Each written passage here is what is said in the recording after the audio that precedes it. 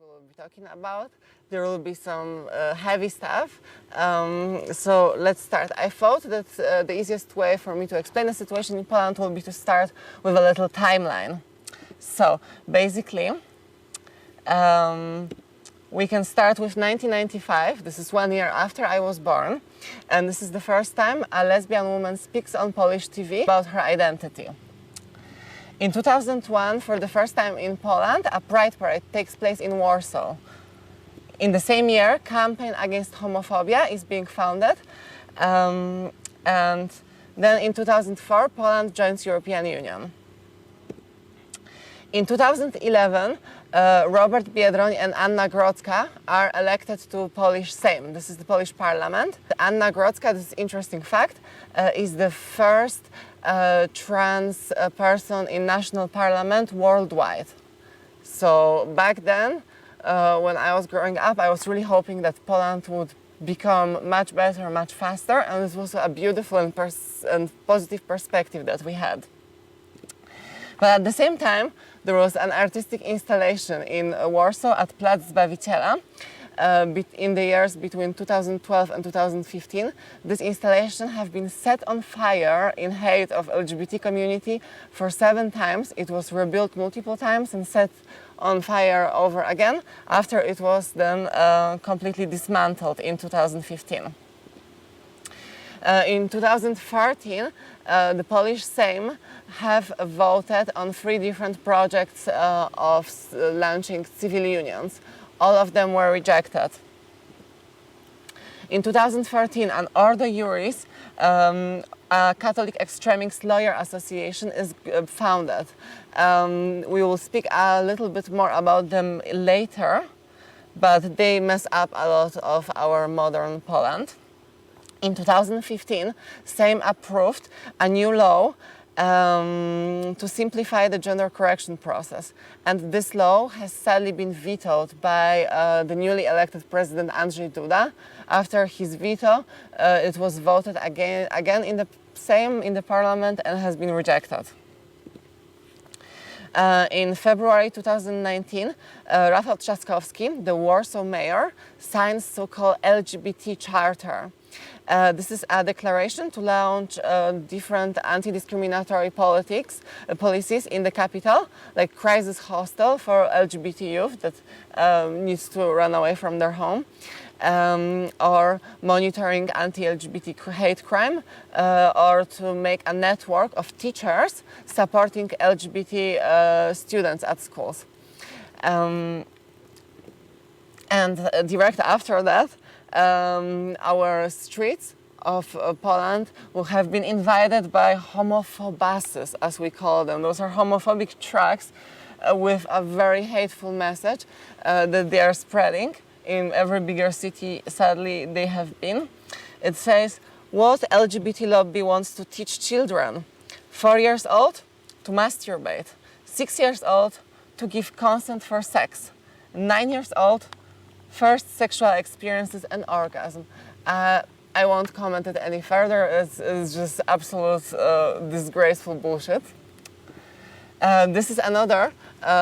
This is the back of one of the tracks. It says, Queen of Poland, save us from rainbow plague of LGBT. And this is the picture of the Częstochowian Mother Mary, Częstochowian Madonna, that is praised by Polish Catholicians. So, in March 2019, Ordo Iuris creates a Charter of Family Rights. This is a response to Trzaskowski's chart of LGBT rights, and this is meant to discriminate LGBT communities on different levels. Shortly after that, cities, communes and regions are starting to take this declaration as a resolution in the local parliaments, and so they are declaring themselves to LGBT-free zones. In May 2019, Elżbieta Podleśna gets arrested for creating this picture. So as you can see, this is the Mother Mary of Częstochowa with a rainbow thing all over her head, right? And the woman was arrested and the police was searching her house. In May 2019 also, trans activist Milo Mazurkiewicz takes her own life by jumping off the bridge.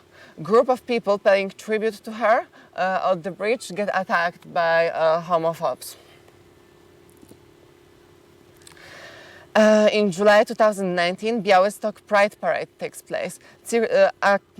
Approximately 1,000 people get attacked by 4,000 of anti-protesters, encouraged by words of Archbishop Tadeusz Wojda.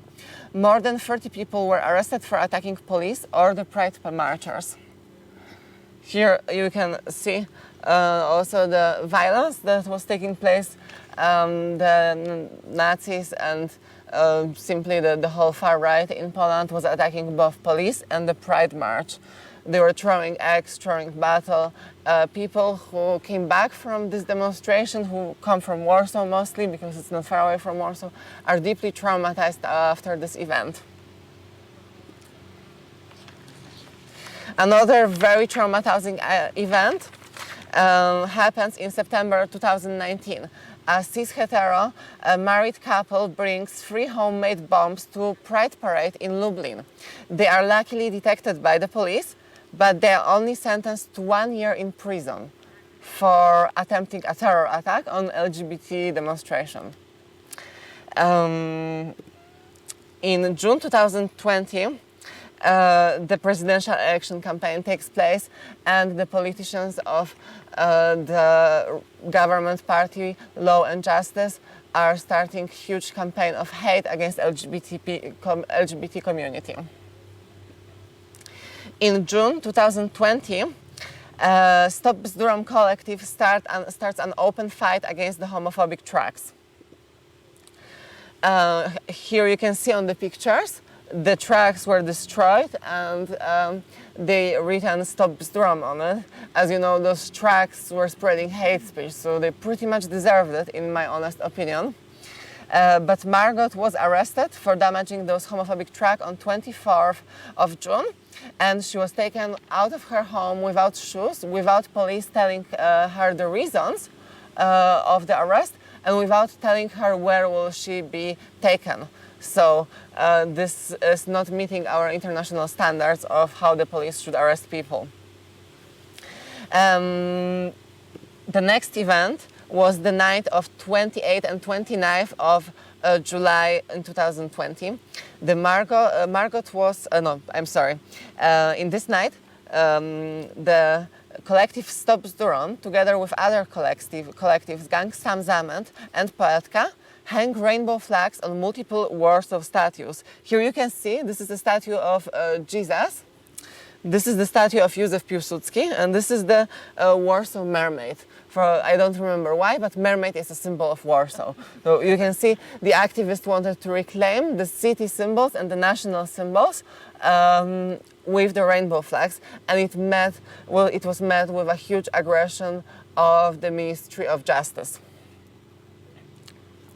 So after that, on the 7th of August, the court decided about 2 months arrest for Margot after a complaint from the general prosecutor Zbigniew Ziobro.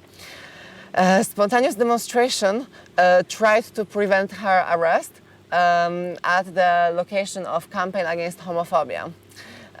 In the end, the police used violence against the protesters and arrested 48 people in aftermath of the protest. They were arresting also random people who just had rainbow items with them. For example, one boy who was just going to supermarket to shop with a rainbow bag was also arrested because he was in the wrong place at the wrong time. And this famous picture was made. And we can see a police officer pressing down a queer person to the street. And one very important thing that also happened, a trans person was sexually assaulted by the police officers in the arrest. So now we will go to the main topic. What are those LGBT-free zones? So, as I already told you, it's just like a declaration. that is being passed by some of the Polish municipalities, counties, and provinces. They just declare the attachment to conservative value, to family, as understood as the relationship of man and woman. And they say that there is no real legal effect of that, and that those are having mainly symbolic function. They're unconstitutional because Polish constitution provides the equality of all citizens, which is then absolutely disregarded by those resolutions. However, this might hinder the teachers from supporting LGBTQ youth at school, because they might be afraid of having consequences in their small town or the regions. And it might also be used to prevent funding of LGBTQ events and organizations and projects. So this is very damaging for the local communities who experience extreme violence. A little more information. This here is a sticker. It has been added to one of the Polish newspapers, the very right-wing newspaper, Gazeta Polska. And it just says the LGBT-free zone. And this sticker has popularized also this term, LGBT-free zone.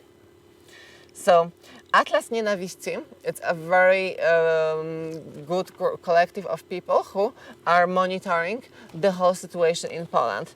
If you can see, the red areas here, it's all LGBT-free zones. Some of the declarations came on a regional level, on the provinces level, some on the smallest, like the local town parliament.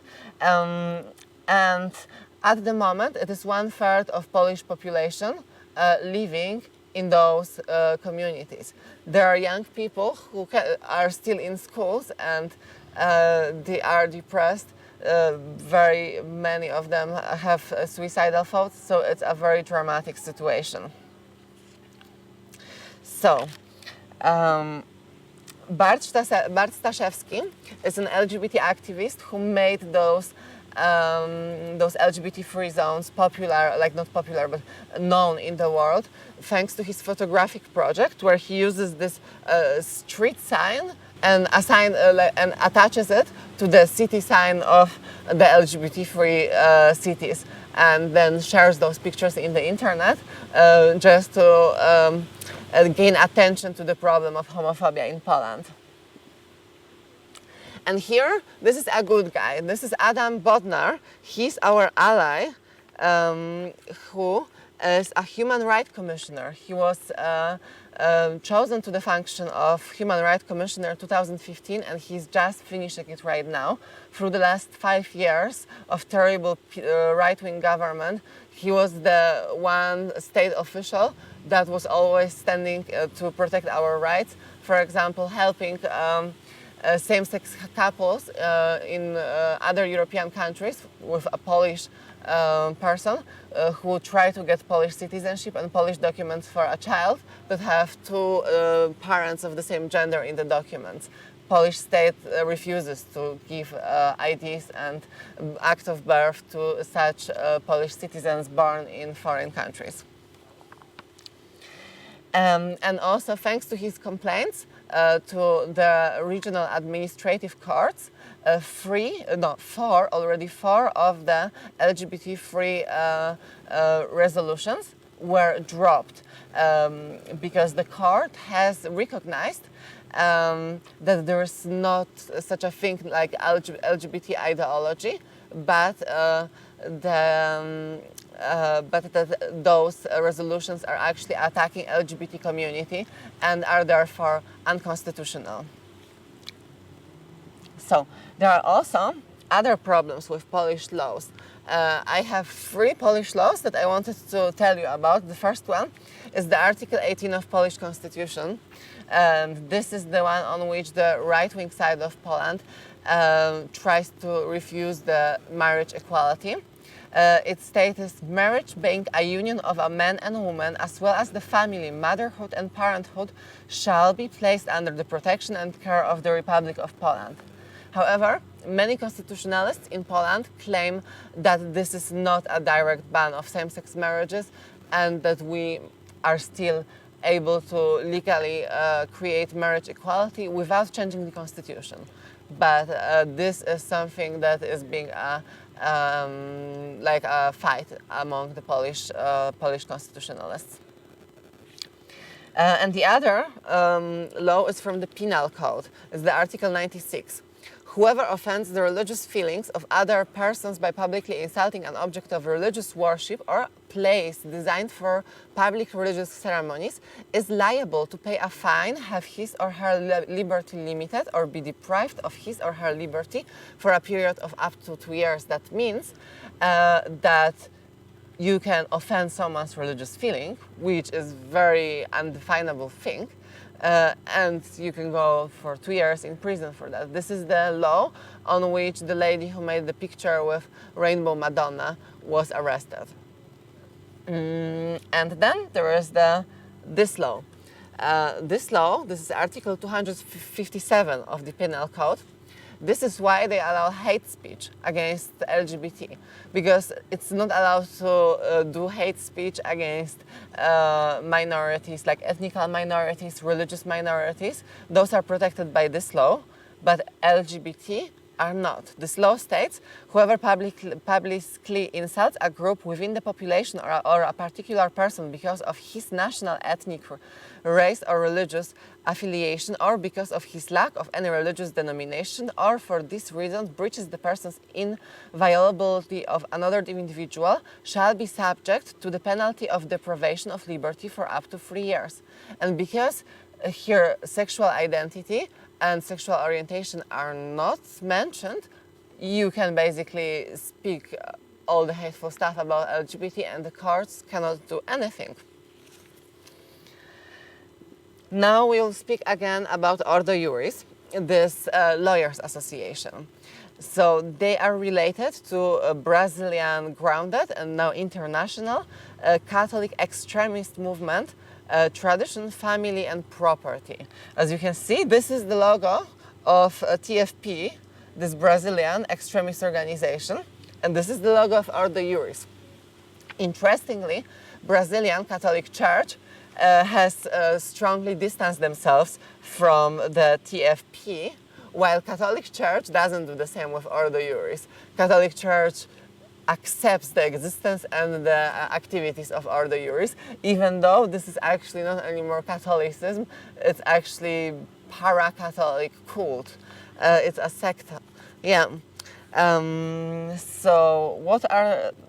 they're also a member of Agenda Europe, and Agenda Europe is a pan-European Christian extremist network of different anti-choice, anti-LGBT organizations, and they aim to restore national order. And what do they mean with this national order? So the goals of Ordo Iuris and other organizations from this family are to ban sex education, ban divorce, ban contraception, ban in vitro fertilization, and ban gender correction, ban abortion, absolutely. It's already banned in Poland, but it's still legal in 3 exception cases. They want to completely ban it, and also put criminal responsibility on a pregnant person, meaning that a pregnant person going to Berlin for abortion will then automatically be a criminal according to that proposed law.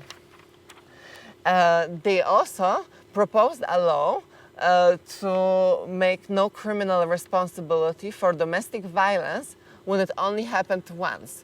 That means that when the man hits his wife only once, only one evening, then doesn't need any justice. It's not yet home violence, it's not yet domestic violence. I think it's absurd, but yeah.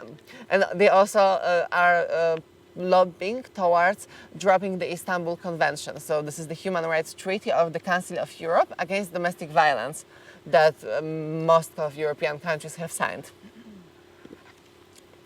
Ordo Iuris is also trying to, as much as possible, penetrate the government. I won't be boring to you and won't read all of those names of those assholes, but I just tell you what functions do they take in Polish state. So the founder of Ordo Iuris have been an Undersecretary of State in Foreign Ministry in the years 2015-2016. And since 2020, he's a Supreme Court spokesperson. Another guy, coordinator of Ordo Iuris Bioethical Institute, is a member of State Commission for Investigations of Sexual Abuse on Minors. The next one is a vice-chairman of Ordo Iuris. He's a member of Council of National Institute of Freedom. Another Ordo Iuris analyst, he's Undersecretary of State in Foreign Ministry since 2019. Another member of Scientific Council is in National Council of Development, and another one is a clinical genetic consultant for the Health Ministry. And another one is also a member of Supreme Court. So as you can see, this Catholic extremist has penetrated Polish government in a way that is unimaginable somewhere else. And it's a horror for me to speak about it. And here comes the next enemy. This is Catholic Church. And while a few days ago in Germany we could see a news that one of the archbishops here has condemned the discrimination of LGBT, in Poland we have a totally different Catholic Church. So let's start with this guy. So this is Archbishop Jędrzejewski, and he is the biggest fighter of LGBT community. Let me quote what he said. He said, "A third evil ideology after Nazism and communism emerges and aims to redefine what marriage and family are." And another quotation of his is, "Fortunately, the red flag does not walk on our land no more, but there is a new flag that wants to take over our souls, hearts and minds. Not Marxist, not Bolshevik, but born of the same no-Marxist spirit. Not red, but rainbow." And in the August of 2020, so just a few weeks ago, they have made a statement on LGBT issue. It's called Position on LGBT plus issue. I found it especially funny how they formulated it in Polish, because it sounded exactly as Polish word for the Jewish issue in Second World War, used as a term by Third Reich. So I found it very surprising for the title of this document, and also very surprising what they've written inside. So it says that it's necessary to create counseling centers, also with the help of the church or with its structures, to help people who want to regain their sexual health and natural sexual orientation. That means that they want to make conversion therapy on LGBT people. And they want to finance it by church, and they want to organize structures for that. We go further, and now they all speak a little bit about me. "A transsexual person shows in a public way an attitude that is opposed to Christian morality." It was written in a context that a trans person cannot receive sacraments in church. Wouldn't like anyway. I'm an atheist and I hate the church, but I feel it's disgusting that a religious institution is using a language of a Nazi party. It's just terrifying. And exactly the last quotation from this document that I got for you. "Guided by the objective criterion of human sex, that is his genetics, the Church takes the position that hormonal and surgical interventions in the sexual sphere do not change it. Such practices are regarded solely as an act of mutilation of a person." Yeah, I think I don't need to say any more to that. Now we come to Law and Justice Party. So this is the government party since already way too long. And they also they were started the whole hate campaign this summer. So here we start with Jarosław Kaczyński. I would call him a dictator in the shadow, because officially his only state function, he's a Sejm deputy, parliament deputy. But he's also the leader of the PiS party, and de facto he's spiritual leader of the whole right wing in Poland. He said in 2019 that LGBT and gender movement threaten our identity, threaten our nation, threaten the Polish state. Yes, and I also want to remind something not related to LGBT situation, but to refugees. In 2015, he said about refugees that various types of parasites, protozoa, which are not dangerous in the organisms of those people, can be dangerous here, scaring people that refugees would bring diseases and parasites to Europe.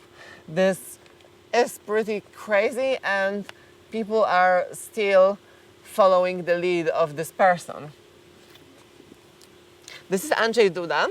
You know him as the president of Poland. And he, in this election, said they are trying to convince us that LGBT are people, but in fact, this is only ideology. He also promised in his election campaign that he would ban LGBT propaganda from public institutions, and that he would ban in the constitution LGBT couples from adopting children. So it's also pretty absurd, because already the constitution is being very not nice to us, and he wants to make it even worse. And Mateusz Morawiecki, the prime minister, couldn't find any harder quotation of him, but he said also in this August, tolerance yes, but pushy propaganda and affirmation of certain ideologies not necessarily or simply no. So even though he's the prime minister, he has the power to actually take some responsibility and talk some sense into his colleagues from the party and tell you, hey, guys, you went too far. This hate campaign, it's already too Nazi. But he's not doing that. He is acknowledging there's some ideology that is invading Poland. Zbigniew Ziobro, he is Minister of Justice, and at the same time he's the Public Prosecutor General. So he's a very powerful person in the Polish government, and he's also one of the most radically conservative. He was standing behind the prosecution of Stop Bzdurom activists this summer, and after European Union rejected funding for some of the communes that have the anti-LGBT resolutions, then he decided to give them a compensation money from Justice Fund. Justice Fund is taxpayer money in Poland that was meant to compensate victims of crimes. So apparently this is a crime that European Union is not funding homophobic communes. This is Przemysław Czarnek. He's just the same deputy, so he's not a big fish. However, his hate in the TV this summer was noticed by many, and he brought a lot of anger of our community, because he said, LGBT are not equal to normal people. Let's finally end that discussion. And also, let's stop listening to this idiocy about some human rights or some equality. So this is very disrespectful and very crazy that someone speaks like that about human rights, which are so basic for all of us. Joachim Brudziński, he's also a Sejm deputy, and he was a little bit famous after he said that Poland is the most beautiful without LGBT. And this is Jan Kantak. This is a funny one, and he's pretty young, as you can see. So it's a surprise that a young guy like that would also be with them. But he says, I was once in San Francisco and I witnessed what an LGBT neighborhood looks like. They even have meat shops for LGBT communities. I know, this one is funny, right? And the even more funny one, it was live on the TV as he was speaking. And he didn't remember how the district was called. The district is actually called Castro. However, he said Cruz. And people started to think that he thought about it because he was cruising there. And it's not everything about this case. Shortly after the situation in the TV, a colleague from University Times of his wrote on Twitter that I don't remember the exact tweet. However, that he was offering sex to his colleagues. So, alleging that Jan Kantak actually is a closeted gay, who is even though making anti-LGBT propaganda in media because he found a politician job for the right-wing party and he needs to play this role. This is pretty sad, but also pretty funny. I don't know how to feel about it. So, and now I'm gonna tell you about increase of violence in Poland, and this is, I think, the hardest part.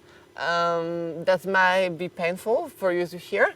This will be headlines of newspapers just of the last 3 months or 4 months, I don't remember exactly. So let's go through it.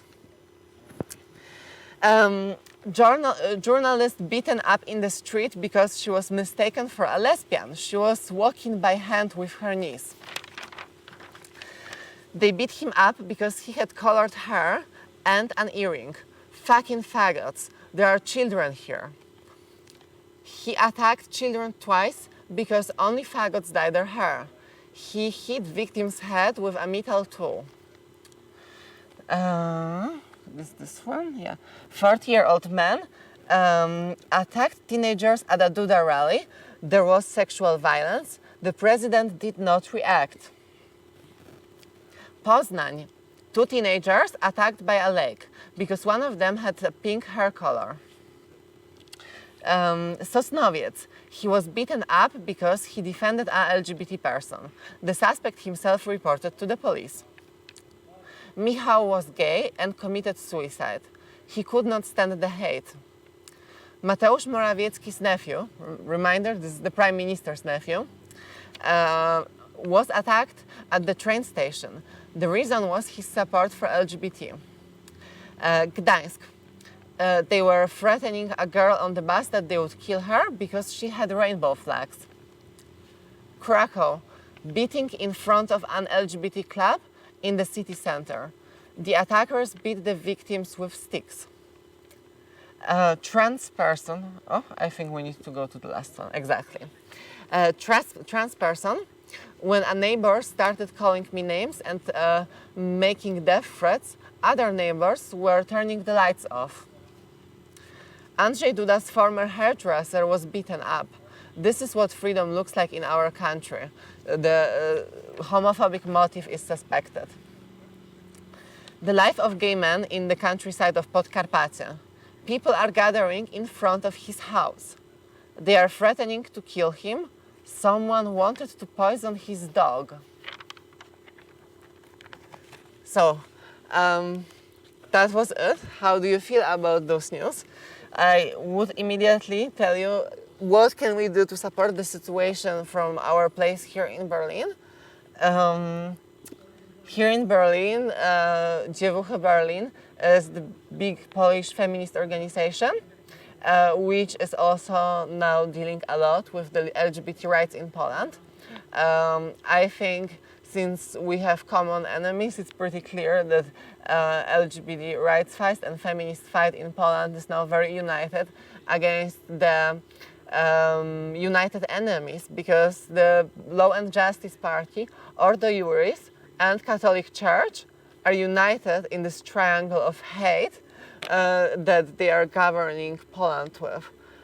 So please remember, maybe you can check immediately on your Instagram, Dziewuchy Berlin. If you don't follow them, And whenever we organize actions in Berlin, there will be an event at 28th of September.